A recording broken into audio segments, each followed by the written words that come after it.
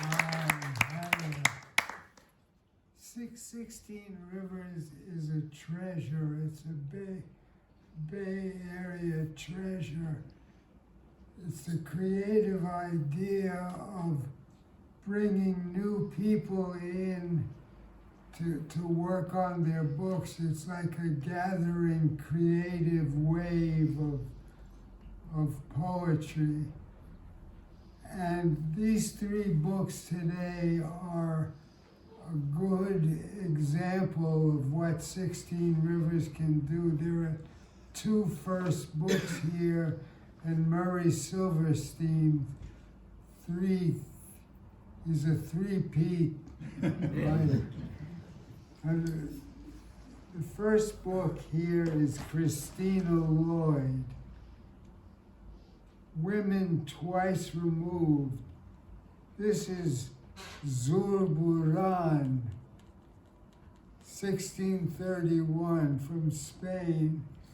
And as I understand it, the women twice removed are removed from Spain through Esperanza. Lazaro is Christina's grandmother, to whom this book is dedicated. She's a major figure in the book. And this writing is vivid and incisive. It cuts, in my feeling, it cuts to the quick with vivid details. And there's a lot of ekphrastic writing. Zurburan is referred to, and the grandmother, Esperanza, is herself a sculptress. And there's a sense, Christina, where is Christina? There's a sense here of a line of women's pain, I feel. The last poem is again to Esperanza, who begins the book and ends it, and asks for permission to be in a long line of left women, which I take to be not political, but women who are abandoned. So let's give her a warm welcome.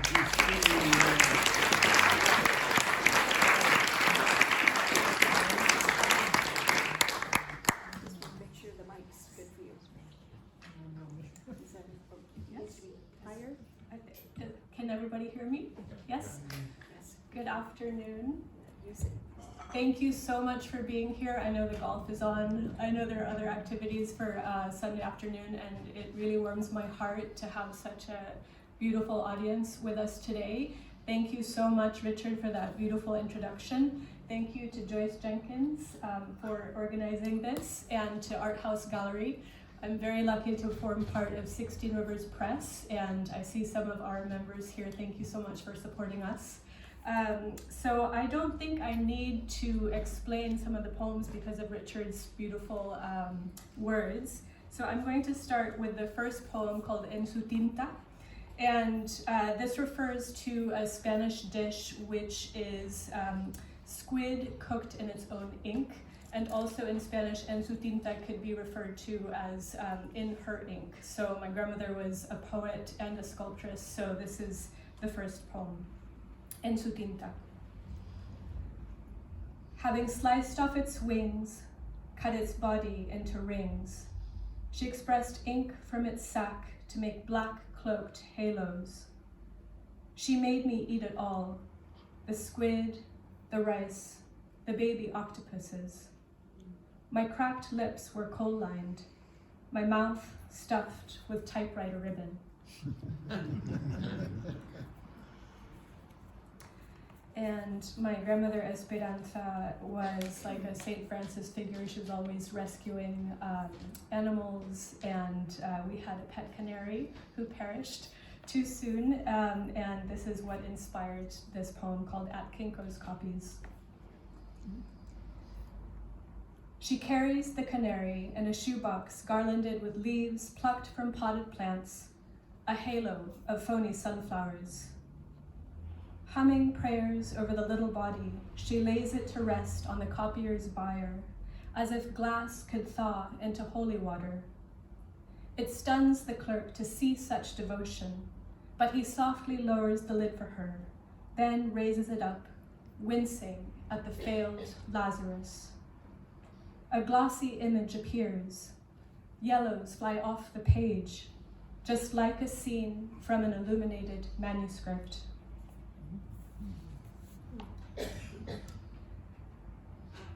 Break-in. Esperanza took her Dalmatian out for an early morning walk on Easter Sunday. One man distracted her on the street while his partner picked the lock and slipped in. I heard him shuffling her papers, flipping through her books.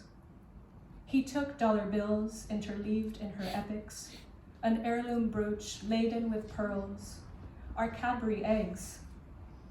I saw a leather-gloved hand crack open our bedroom door, saw him survey my sister and me, dreaming in our twin beds. All I knew to do was smile and wave. And my grandmother, the last few years of her life, suffered from dementia. And so this poem is an elegy called Esperanza, and it talks about the dementia.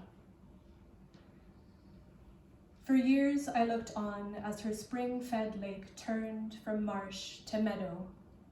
Nets cast, then left, edged fingerlings into riffles too shallow to resist the algae-soaked air. Now I tread through muck and jute, lighting on hordes, relatives' rings, a Catalan prayer to the moon, a portrait of her in a white, half-worn dress as she tugs at a stocking she half recalls. We wave at each other from opposite sides of the meadow, unsure if we meet or part, unsure if I've become mother, sister, stranger.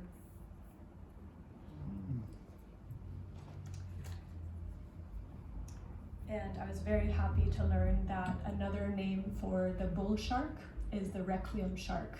So this is called Requiem Shark.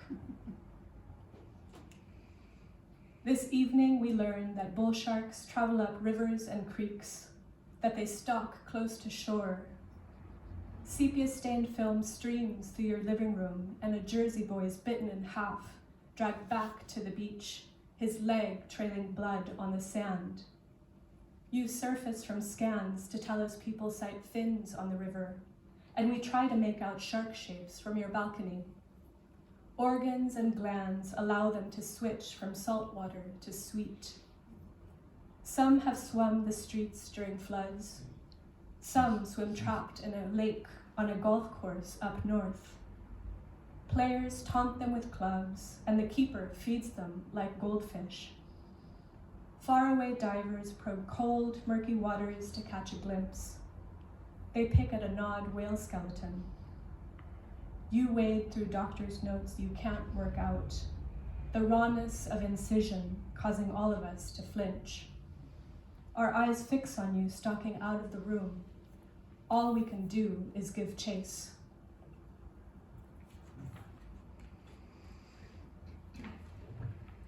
And back to the St. Francis aura of Esperanza. This is Esperanza of Manila. You, who rescued a boy-afflicted cat from perishing in the gutters, toweling its oiled pelt clean, who rushed a hound to the spigots to wash away toad venom from its shocked mouth, who saved a blot of Dalmatians from the chafe of pet store chains and named them after Pharaoh's glittering cities, who tended to a canary in egg-binding agony, careful not to crush its juddered breast, who released a pigeon from its jailing grate, geckos from dosed rooms. O Holy Steward, minister to all living beings, Pray for us now as we tend to your feral body.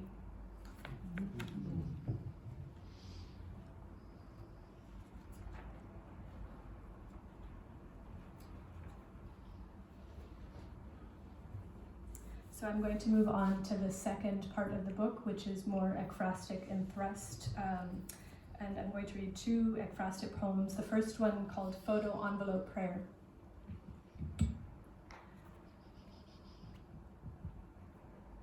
Let me escape the freeze-framed black celluloid strip, slip away from the back sleeve, tumble over into the front sleeve bulging with its thick deck of glossy prints.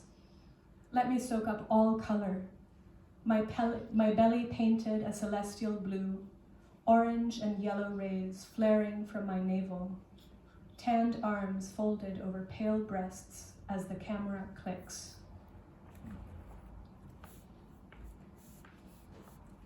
And this one is called Portraitist. Mr. Rose posed us in the salon with pigeon blood drapes, then in the geranium-rich patio. The ceramic mural behind us displayed waves glazed into blue lunettes, Stella Maris buoying up her son in the crook of her arm. My sister and I wore plaid skirts, red ribbons in our hair, cream turtlenecks creased up where our breasts budded. He told her to hold my grandmother's right hand, told me to place mine on her left shoulder. Catalan instructions and mother's translations mixed with shutter clicks. How he shot family portraits after his son's drowning, I cannot grasp. How sitters smiled despite the faulty pool drain, his wife's qualms before the school trip. He was childless, we were fatherless. That afternoon, we looked intact, almost nuclear.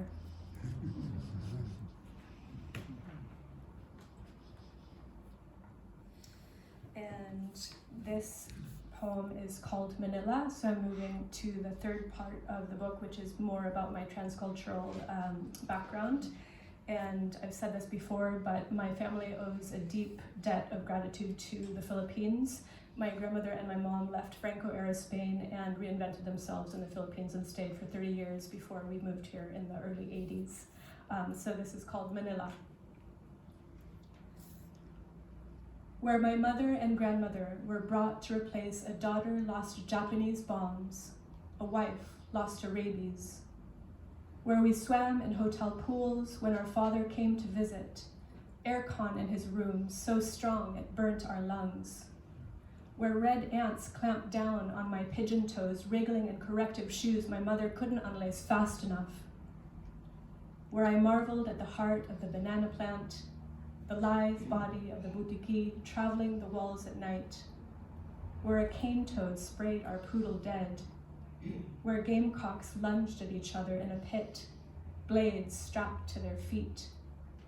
Where I carried a bucket of snake eggs into the house, startling a masseuse rubbing baby oil into my mother's neck.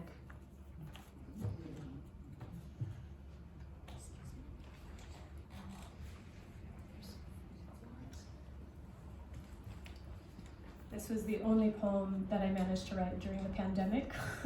And it's part of a five-part poem called Turbulence. So this is part 5. Whether by dust bunnies or Vesuvian ash, by a bed of eels or a bevy of mourning doves, by smokestacks or a squid's ink cloud, what always holds true is the smothering.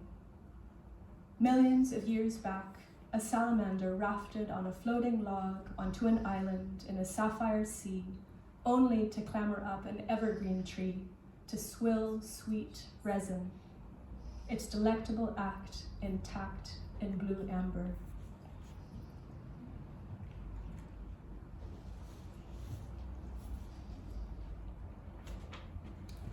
And I will finish up with a couple of poems. I lived in Ireland for 3 years, and this is Connemara 2004.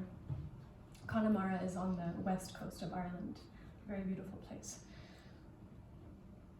Remember how I gazed at mountains smooth and gray and backlit, how, passing soft cow eyes, crumbling cottages, you stopped to teach me what a fen was, and I snapped a photo of that lily that looked out of place. You led us to a dolmen where Diarmid and Grania hid from pursuers, unraveled their story for me, our palms grazing the contours of their stone bed, our fingers touching. Remember how rhododendrons frilled our vision, how I tugged at the bog cotton, incredulous, and the farmer shoveling turf, his eyes a supernatural blue. And this is Aer Lingus Flight 147, so I'm coming home to California, which I was very happy to be doing. The greasy screen, flicked on by accident, displays a two-toned arc spanning the Atlantic. Yellow marks the distance traveled, green the miles to go. Nuke, in bold, barges in on Greenland's sugared coast already behind us. We hover over Davis Strait, Baffin Bay, the Labrador Sea, Bishop Country. Forests yield to rifts so corrugated and coarse as to invite touch. Their gravelly scrape against my palm, a distraction from the upholstered dark. I look away at the sheet of physics problems baffling a young seatmate, at the gaping mouth of the man snoring to our right. Out of sync with the engine's roar, he keeps time with sporadic blasts of air. In a few hours, yellow will engulf green and will complete this downward northwesterly passage. No longer en route and restless in my aisle seat, studying mapped fissures, I'll have traveled to you, away from you. Thank you so much. Thank you very much.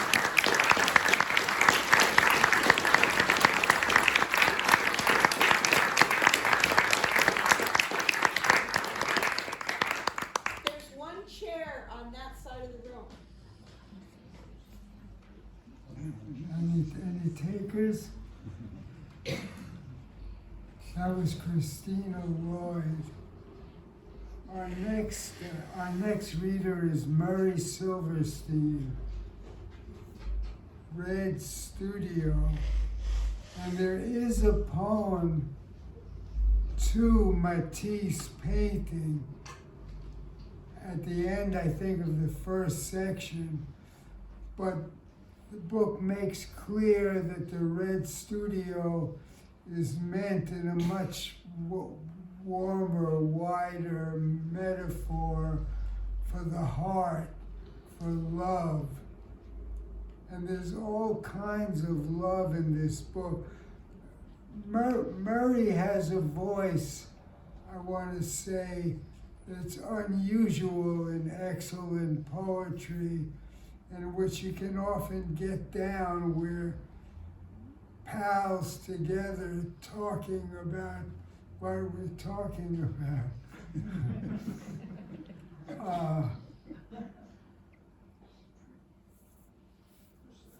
There's all kinds of love in this book. There's marital love, there's family love, and not least love and thought for poetry. And the epigraph to this book, let me do the poet's riffle to get to the page. This is an epigraph from the great Polish poet Wisława Szymborska. And she says, in English translation, obviously, but what sort of thing is poetry? Many a shaky answer has been given to this question, but I do not know, and do not know, and hold on to it as to a saving banister. And the last poem in this book is Banister. So here we go, round the poetry.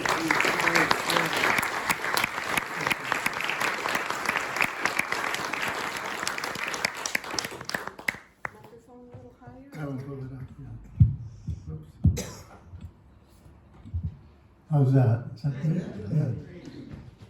Yeah. Oh, well, this is amazing. Thank you. Thank you all for being here. So many friends. Richard and Joyce. This series has been going on for longer than I can imagine. 40 years? We've been doing it since '82. Okay, so figure it out. 40 plus years. And through thick and thin. And, you know, it's such a solitary art. And to have a venue that's put together by Poetry Flash to allow this to happen, it's just, Richard said 16 Rivers is a treasure, but Poetry Flash is a treasure beyond measure. Red Studio.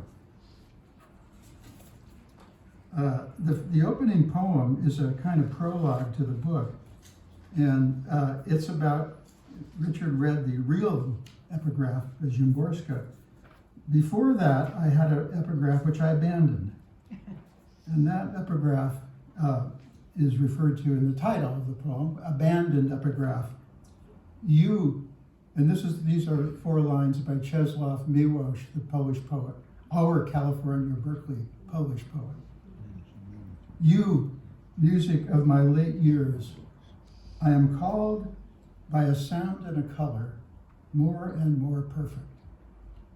Do not die out, fire, enter my dreams, love, be young forever, seasons of the earth. Music of my late years. At 65, I thought I could hear it. Possible epigraph? I jotted it down, set it aside, and found it today, years later. But now, the word perfect, the phrase more and more perfect, bothers me. It always had, but in the excitement of simply surviving, certain things were left unsaid. Namely, it's fire, love, the seasons versus the perfect, the perfection of their vanishing. It's like those fourth movements in Beethoven when the notes begin to realize they're at war with silence, a war they must finally lose. All that bombast, pure defense. Friends, poems can turn on you. Fuck you, music of my late years. I thought to myself one spring morning walking beside the lake, but it's not the music's fault. Let the sirens sing. Lash me to the seasons like Odysseus to the mast is a better approach. So do that, please, muse, and to fire, and to love. Lash me to love, music of my late years. Against the specter of its vanishing, lash me to love. And I'm going to follow, that opens the book, and I'm going to follow that with a couple of poems which are kind of about poetry, but they're about the struggle to find words. Richard asked for this first one. It's called The Case for Punctuation. And really the desire at the heart of this poem was to write a very simple haiku, seeing some gulls flying over the bay, and then a group of geese rising. And I thought, that's it. But I couldn't make it work. And it's called The Case for Punctuation. Periods are gods. Semicolons, angels. The commas, their wings. It's the words that are always wrong.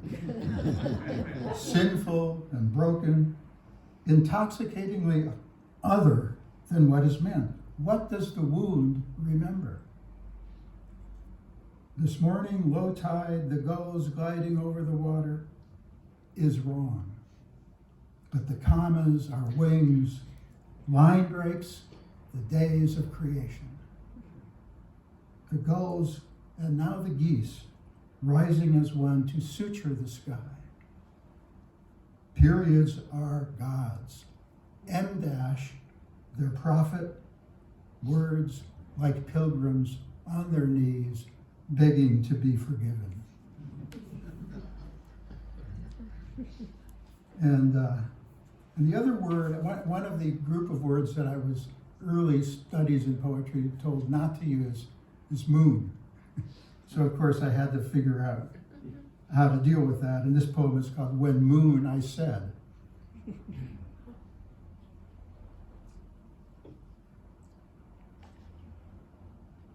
When moon, I said, be straight with me. Have I got a chance? I grant you, she didn't say, oh, baby, baby. But did she, or did she not, give me the look? So, moon, I said, emboldened, the word itself, moon, is it, and give it to me straight, still usable? No, she said. Remember that fading flashlight you took to bed to read with under the covers? More like that. But the book is love, each poem a mirage of light, right to remember, right to forget. But I'll need words, I said. Are any words still usable? A few, she said. Dumb down. Come to me like a baby. The latch, the suckle, the puddles of breath. No baby sings a song about the breast. I know there's a few psychoanalysts in the room. I'm going to let them work on that one and get back to me, please. The title poem is called The Red Studio. The book is Red Studio. And as Richard said, it's derived from the great painting by Matisse. It's about 8-foot by 9-foot painting where he steps back in the studio that he's been working in and paints that studio. I was trying to understand why it became the space in which I felt the whole book could be organized. And I found a note that I had written early on in thinking about that painting, and it said, this is a phrase from Blake, I think.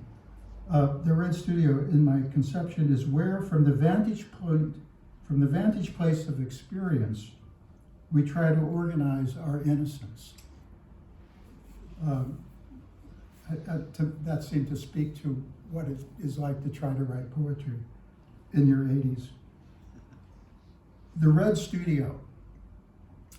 In L'Atelier Rouge, a painting of Matisse's studio, in which he paints his paintings hanging from the walls, the cat on the floor of the painting is not a painting of a painting, nor, when I look carefully, is it a cat. It's a painting of a hand-painted plate. My head begins to spin, and I look at the goblet beside the plate, which looks to be outlined in white, but it's inlined with what appears to be outlined only the canvas beneath. That is so cool, I think.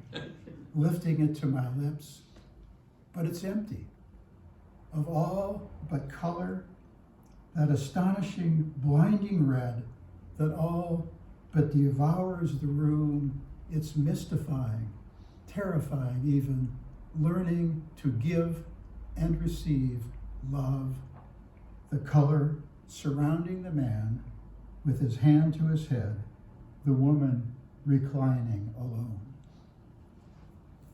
He was nearly done, they tell us, with L'Atelier Rouge, when, without thinking, he let loose the red. One big manic swing, a man reaching out and in for where there is no more. Oh, happy accident from which all our bright unhappiness flows.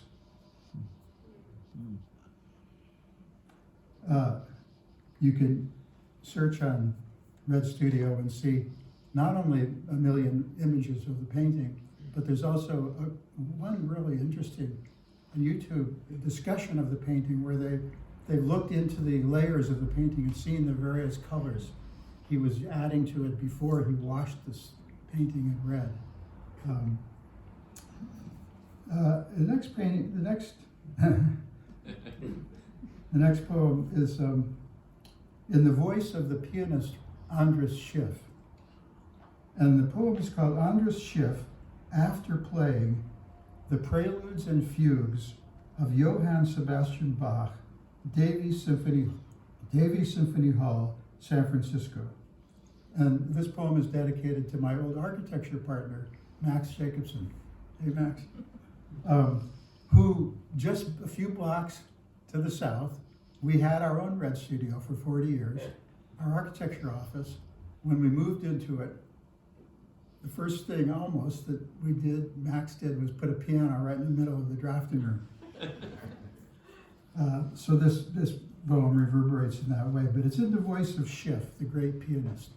And one thing I learned about these fugues and preludes, somebody said they were like the pattern language of all classical music which followed. So if you know some of the work that Max and I and others did in architecture on pattern language, you'll get a glimpse of what that means. The pattern language of all the classical music which followed. So here's Andras Schiff. The hall was here before I played, so when I say I built the hall, think of the clay God scoops up, blows breath into, and it becomes a man. But space, not breath. A depth not there before I played that holds the whole place up. The piano, my T-square for sounding the deep. Architecture. The soul's too free without it to do us mortal bodies any good. Borne back to dirty silence as the G major fades. I tried to make it last, slowly lifting my hand, but people have to run and catch a train. Which was literally true when we heard him and say we had learned earlier that Bart was shutting down early that night. So after this transcendent experience, it was like, gotta hit the room. Thank you.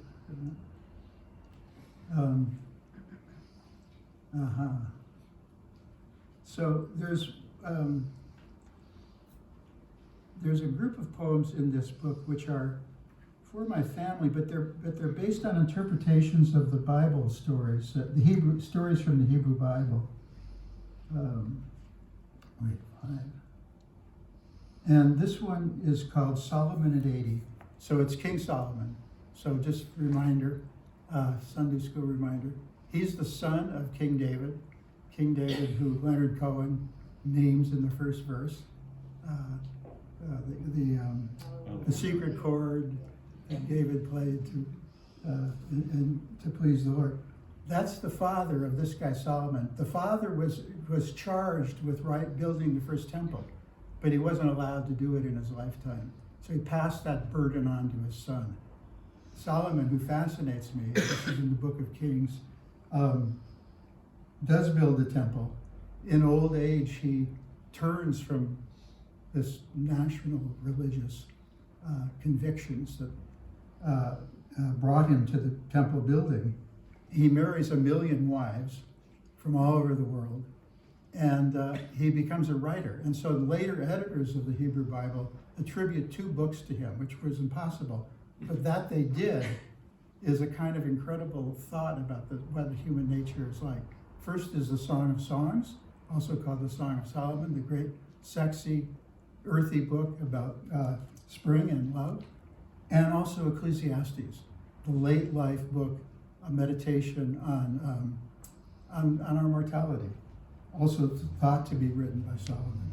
So I picture him in this short poem having abandoned the temple, built himself a red studio out back, and he's finishing one book and starting the last. Solomon at 80. I built my father's temple, then I quit. Listened to my foreign wives, began to meditate.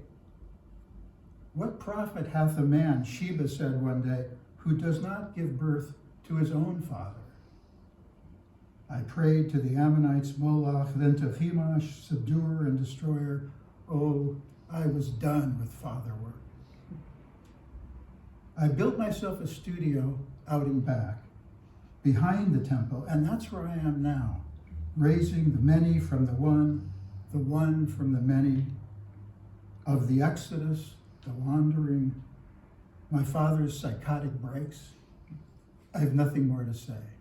I married Pharaoh's daughter, for Christ's sake. I'm working on 2 books. The first one's almost done, a kind of self-help book on managing depression, Ecclesiastes, I call it. And the other one's a sketch, and I'll need time.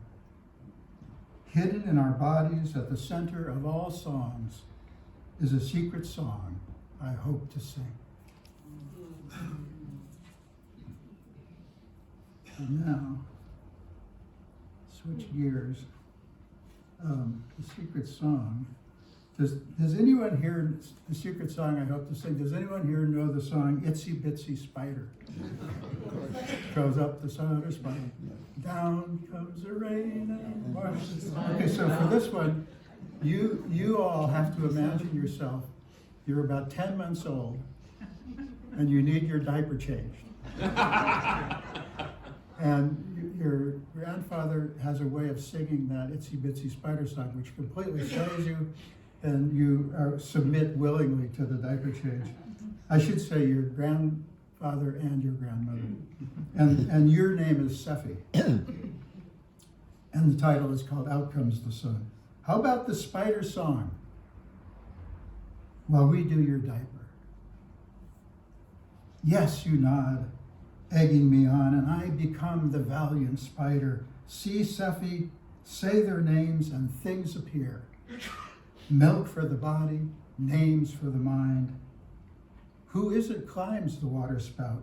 Prickly gray beard, silky golden hair, itsy bitsy spiders of a sort, at work in the seasons of our being, sure, but right words in the right order, and suddenly we're angels.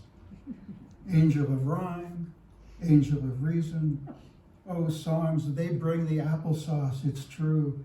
The heart cracks open, laughter, delight. But the great ones never obfuscate. Down comes the rain. Goes almost every single one, washing every single spider out. But you know that. You were born into a tangle of tubes and machines, nurses flitting from bay to bay, had to scrub for hours just to touch. 3 weeks in high-tech NICU, waiting for the gods to rule. Then, gold flourisher, out came the sun. Greatest gadget of them all, dried up all the rain. See, it does the trick, the spider song. More, you cry, diaper change, spilling of wipes and aquaphor, again and more.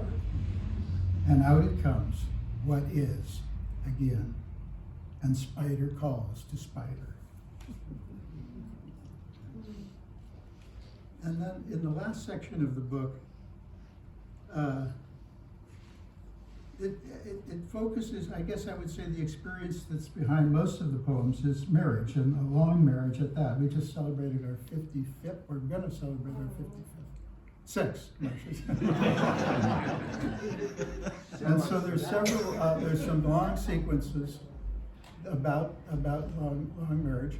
I'm just gonna read a couple of portions of each one and then skip to the coda of that group. The first one's called In the Kitchen, and it has as its epigraph the famous line by William Carlos Williams, no ideas but in things. No ideas but in things. In the kitchen. Wait a second.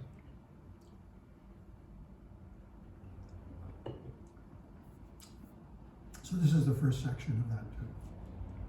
Where's the yellow colander?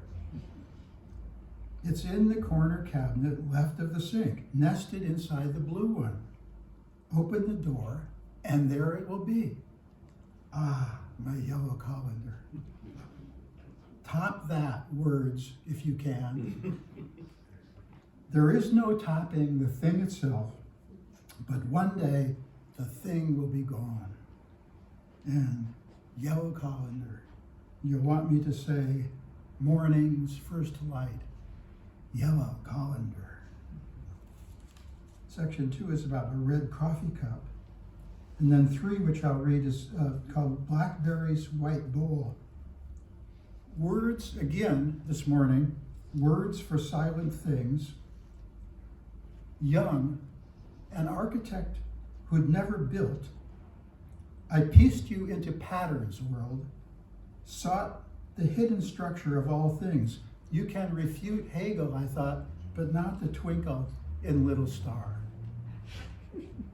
Stupid me, blackberries, stupid me, white bowl. But damn if I still don't think it's true. And suddenly see their odes, words, before their elegies. Odes before elegies. Prayer for the grandchildren. A kitchen, a morning. First morning, fresh light. And in the language of silent things, blackberries, white bowl, amen. And then the next poem is also a sequence. It's called A Difficult Instrument, and that line comes from the C.D. Wright poem called Living, where she says, a poem I presume was written for Horace Gander. In the middle of the poem, she breaks out of the tedium of daily life, and she says, our love, a difficult instrument we're learning to play. Practice, practice. And the first section begins, it's called Prelude to a Kiss.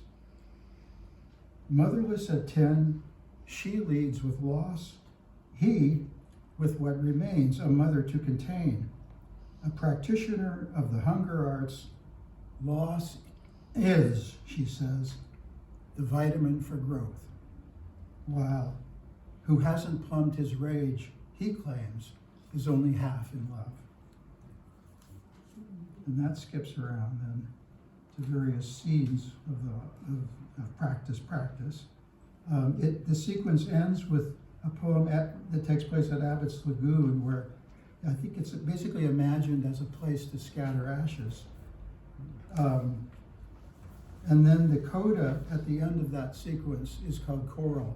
And this was written for our 50th anniversary. And it was, I learned from a science... Scientific American. No, it was in the New York Times. Magazine. Practice. That in some choral, the deeper it is, the more color it has. Nobody knew why that would be. But some scientists speculated on it and wrote about it. And a woman reporter that I was reading was writing about this, and so that became the material for this poem. Choral for our 50th anniversary. Some sun reaches, the deeper you go, but only the weakest spectral blue. So it takes 1 billion years, but coral gives shelter to algae, while algae makes protein for coral from light. The protein that makes the skeletons glow, all those oranges, yellows, and brilliant reds, each feeds each. What light there is, the deeper you go.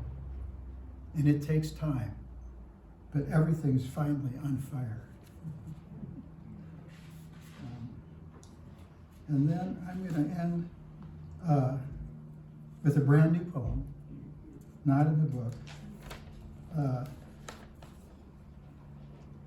about many of you know Marcia's been building this garden in the backyard for many years, and it's become such a wonderful place for me to spend time. It's called What the Redbud Said, and the redbud is one of the trees in our garden that suffered a major trauma when a neighbor's tree fell into it, broke half of it down, left it a shambles, and then it's kind of resprouted and still going strong. What the redbud said. She was pruning beneath the filbert bush, her curls still tangled with yesterday's twigs. Why this turns me on, who can say? But the bush plus her and that chocolate-smelling lamb's ear shrub that winds around the redbud's root, whatever, said the redbud, the cedar, the sun, the spider web she crawled through going in, all of it's the garden. you, her, the guy going by on his walker, grief and hope, his wings. Listen to me, Mo, it's spring. Get that old blanket you left in the garage. It isn't that cold. Spread it under what's left of the fig. Carefully brush that web from her neck. And after, you'll see the burgundy fleece coiled where she'll toss it on the grass.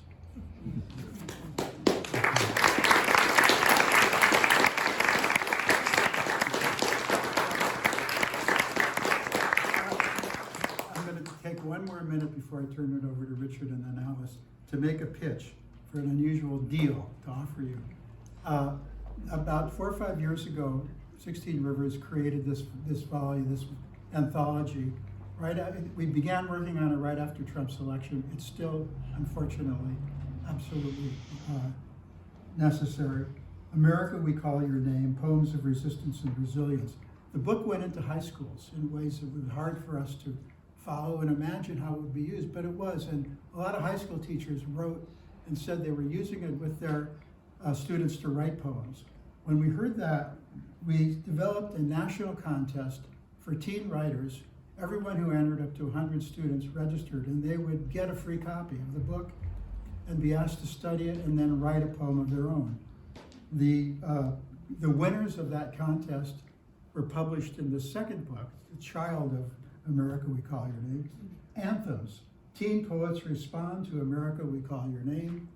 One of the teen poets of this project became the youth laureate of Washington, D.C., and she herself organized the next step in this process, asked me to help her organize a workshop for writers across the country who registered and were given both books for free, asked to study them and again write their own poems.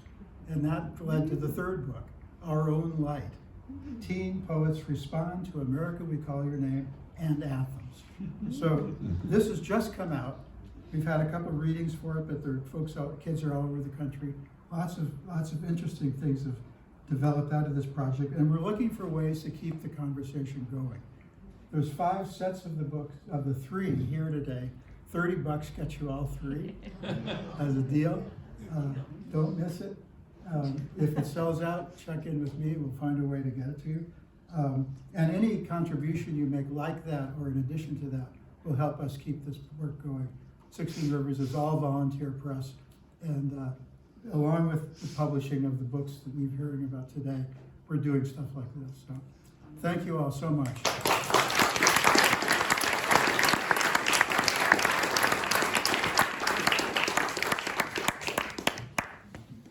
Richard, you need a little higher mic, because you need to speak into the mic. I'll fix it for you while you're speaking. Murray Silverstein.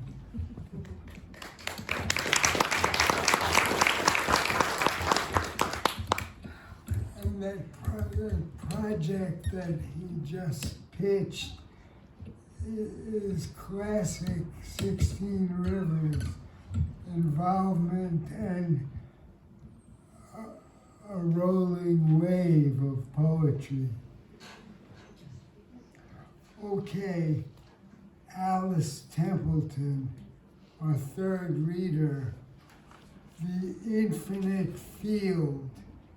And that title is for me characteristic of the writing of this book, which is very spacious and powerful, and writing of place, space and place.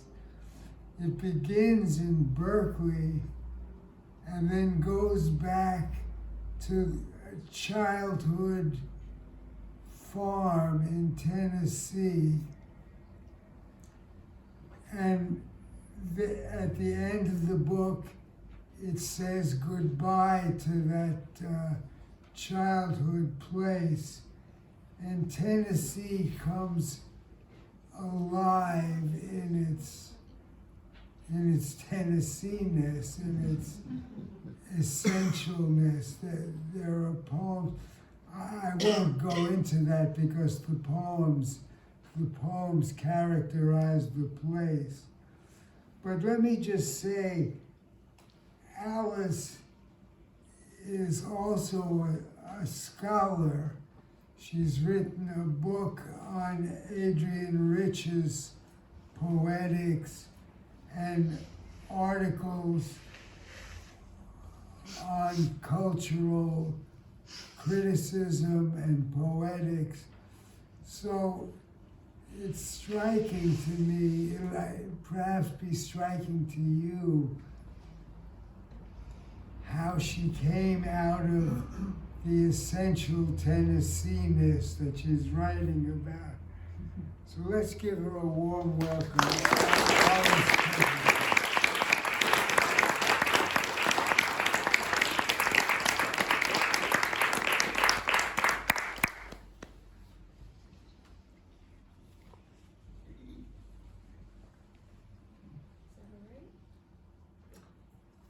Yes, I think this is great. Thank you. Well, that was a stunning introduction. Thank you, Richard, and thank you, Joyce.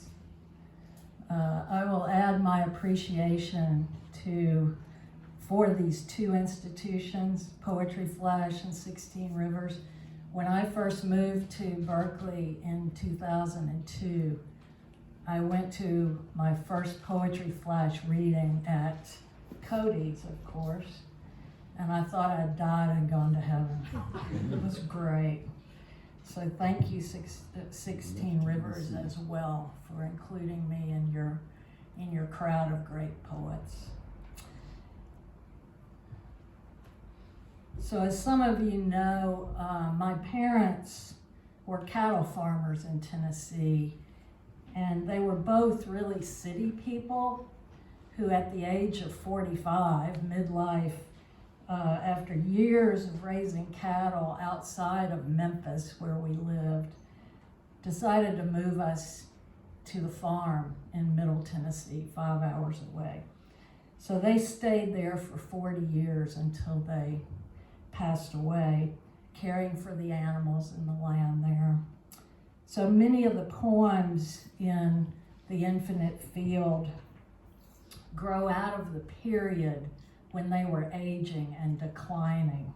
So I think of this book as a tribute to the farm life that we shared. I think of it as an elegy for the many losses that occurred after their passing. And I think of it as a celebration of the freedom that I found once their affairs were settled. So lots of work going on here. I'd like to start with a couple of poems that talk about my desire to reinvent myself and at the same time preserve my heritage. Can everybody hear okay? Yeah. Okay, great. Bearings. A river stumbles out of the mountains as Pearl Street unwinds. Bolts of bright sailcloth rippling down rugged trails. This morning on the bridge, we gazed at water slipping over rocks, seething at every spur. In the afternoon, a skateboarder whirred on tiny wheels down Pearl. From the porch, we watched him unfurl like raw silk, surfing the yellow hyphens, his tight weave spilling downhill on the simplest bearings. Was that the moment you turned to me, speaking of reinvention, of risks worth taking? Streamers, ribbons, the narrows below, unraveling gravity's hold.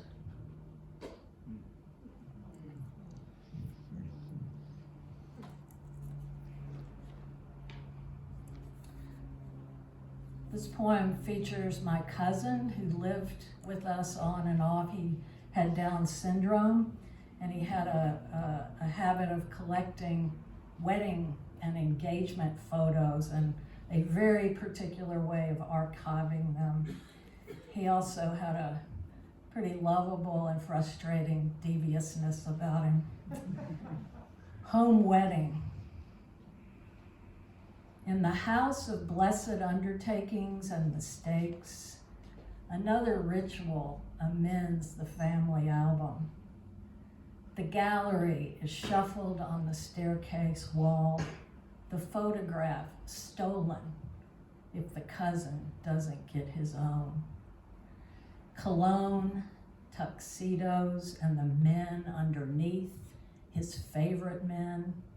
He yammers and rocks, swearing to cherish the gift of that portrait always. In the end, the marriage will fail, an undoing the cousin cannot comprehend, having laid out the scissors and ruler, having labeled the cardboard on which he seals the picture with tape that will yellow like scotch itself, turn brittle as the wallpaper on the stairs. The reach of ceremony surprises us. Not our joining, but the union made inviolate, eternally locked in his memory. That tableau he so easily affixes and adores, that death we trouble and sunder daily to keep us, we think, from parting.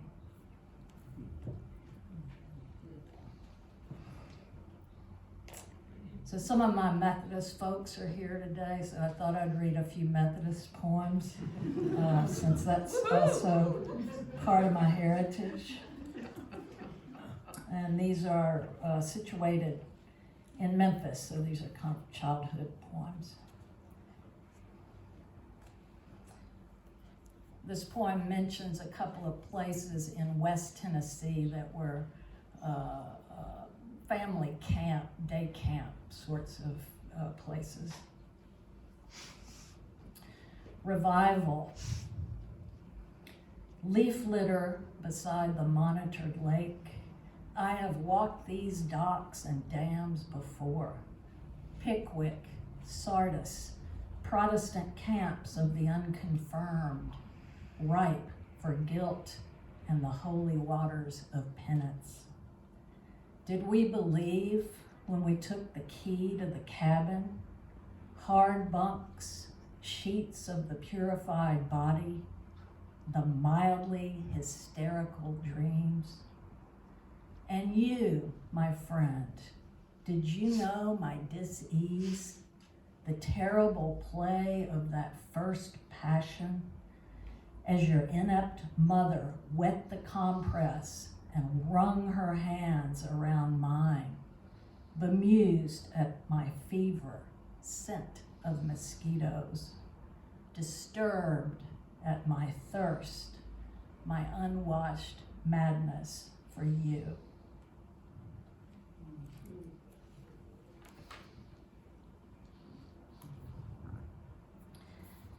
Youth sermon.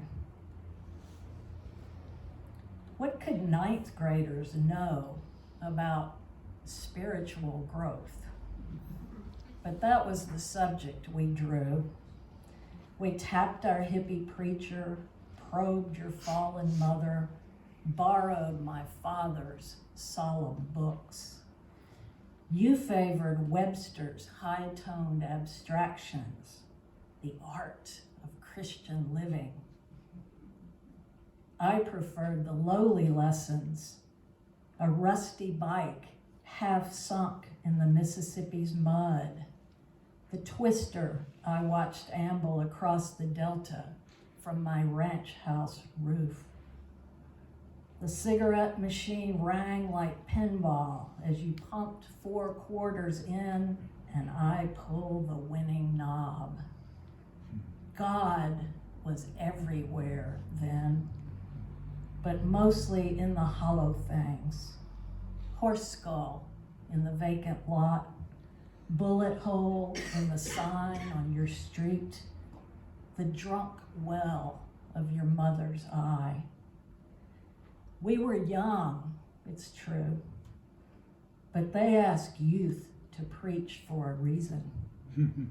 Training us for life, you said, for facing the ruthless world. Envy, I said then, and still do, because we knew a love letter when we saw it. T-bird in the junkyard, littered with diamonds. Boot on a riverbank of daffodils.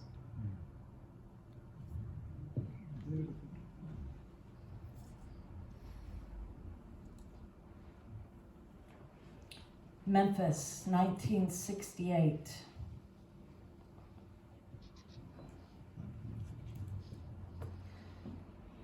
The first time I had a country was the night the city burned on TV and silence simmered like dead limbs in the suburbs. There was confusion in our house.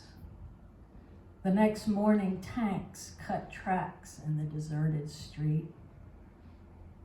Father said, it's our burden forever, how man kills God in himself.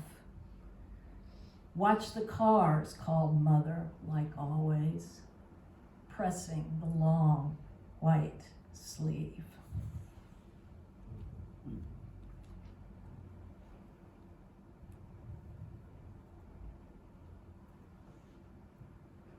So I'm going to jump to some poems that have that are more set at the farm that we lived on and have more to do with this era of my parents' decline. So the first line of this poem is the title. Friday night in the garage, the radio was tuned to the county high football game. Rain pounded the tin roof, then moved on, dripping in delicate percussion through the birdshot holes. Near the naked bulb, a strip of flypaper hung from the rafter. Amber tongue of preservation, almost science, but no one cared for the study. The clock was running out. Hope rose and fell with the fortunes of sweat and soil. On the workbench, dregs from one upended quart of oil drained into another, as if salvage might even the score. No one had replaced the flypaper for years. In the bucket, nails pulled from barn boards weighted by a plastic milk jug, its mouth carved wide with his buck knife. Her broom scraped dry leaves across the concrete floor as he tapped out crimps and plinked the chosen into the jug.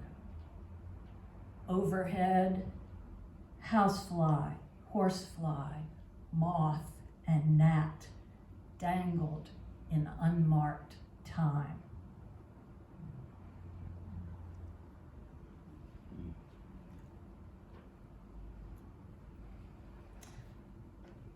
This poem is also about being called back, and it argues with a poem by Jane Hirschfield called Burlap Sack, which is kind of a Buddhist take on the difference between the container and the contained. What is contained? Flight. After a poem taped to an office wall in San Francisco. A person is full of sorrow, says the poem, is the sack and not its sorrowful stones. The page trembles in the brisk worker's wake. Whoop, whoop, whoopee, cries a siren on Market Street. And I am packing stones, not quite believing in emergency. a fugitive called home by rumblings of a distant storm. Over the Sierra and Rockies, beyond the black sunflower fields, Tennessee lingers under a sucked out sky. My country crawls beneath my seat, only a day's flight, but I left candles burning years ago, and now conflagration. Where the Mississippi and Ohio merge, I know the scene by heart. Tires, tree trunks, a half-buried drum on the barren bank, the river's awful insides coughed up to the shallows to take root again. Now I'm looking down into that big muddy maw, combing the rubble I pearl around, the impossible seeds, the intricate messages of sparrows padding on wishbones toward, then away from the deep. I fly to the candle, absurd bird, dragging my hoses, dipping my canisters into the current, carrying buckets, pitiful buckets, to the flames.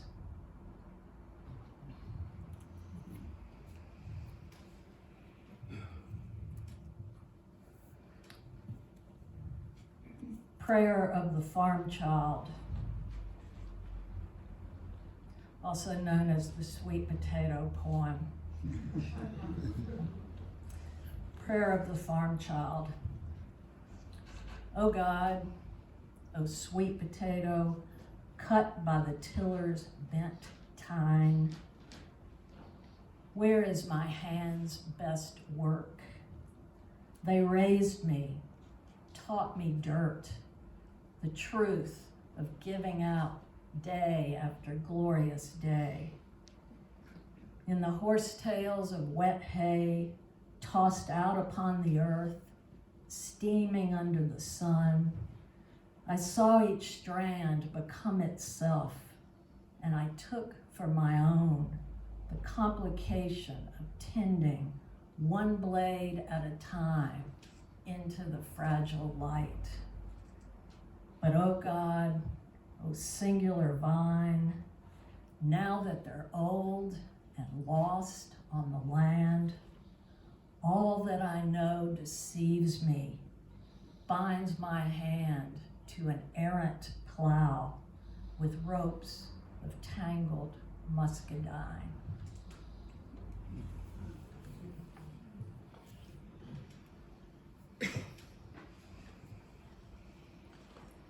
I'll read the first poem in the book that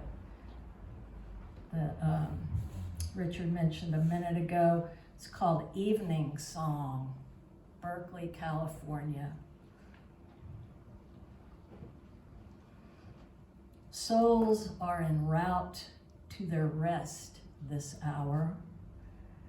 I sit with my share of solitude, culling books to lighten my load, at peace with endings on earth. A world away, the farm looms in me, smell of honey and itch of Timothy, the mare's muzzle at my neck, the sun bedding down in the neighbor's field as the distant highway moans. More than nostalgia, my life calls me home. Duties await me there, burials under the brittle pecan, where the grass overgrows and the gates are left open. Of all my belongings, this weathered map tells my ways. I pack my things humming old hymns of release as dusk dissolves to evening. This is the hour creatures come close. The horses have ambled into the lot for the night. At the trough, they nose the water's surface, waking a little in the new chill. Now that day is done and the air has grown rare and precise.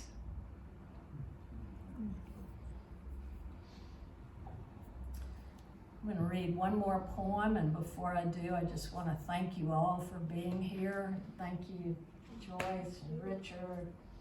It's really great.